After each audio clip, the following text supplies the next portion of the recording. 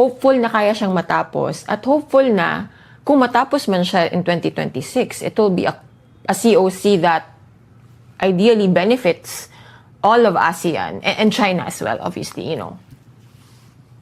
Well, again, aspiration lang naman eh. Yeah. So you can keep on aspiring. Ang ganda nga kung magawa nila, pero sa totoo lang, dahil nga doon sa mga issues na hindi pa settled, Yeah. hindi naman ako confident, no? Baka naman matapos nila yung, kumbaga yung step na makabuo sila ng dokumento na pag-uusapan pa labang. Pero pakiramdam ko, hindi naman siguro agad din yun matatapos dahil let's say magkasundo sila na binding treaty yan, no? Eh di bawat country kailangan may kanya-kanyang ratification pa yan, no? Eh di matagal na naman yan. Yeah. Yeah. No. So, pero yung isa pang issue doon, yung natukoy mo rin, no?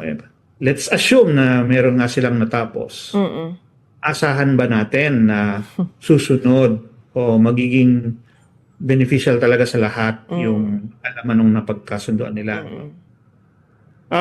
Unfortunately, doon sa issue na yan, yung record kasi so far, parang hindi optimistic kasi nakita natin nangyayari itong mga insidente, itong mga ramming, itong mga kahit supposedly yung mga ganyan i-regulate nitong COC. Exactly, that's why you need the COC para nga yung mga ganyang klaseng interaction ma-manage.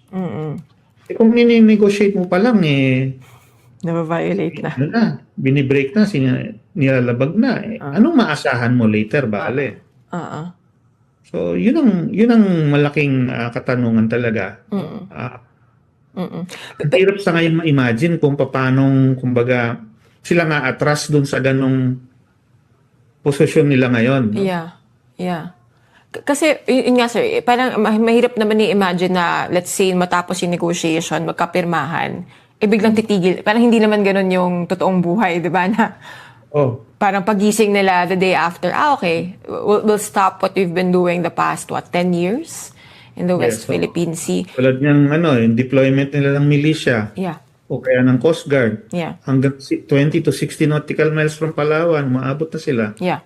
Diba? Yeah. Babalik ba kaya sila? Yeah. Because sir, as you pointed out, there are existing norms and rules that say bawal yung ramming, kahit yung git-git, kahit yung pag-sail ng malapit, bawal na yun dapat. And yet, with or without a COC, bawal na yun. The DOC supposedly also should govern na parang you can't do those things. So, siguro, anong point ng COC at this point, if that's the reality?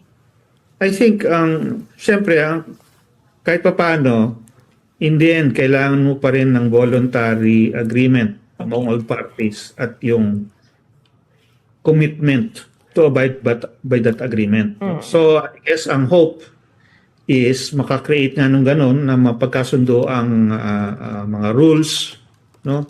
At lahat susunod talaga doon. Yeah.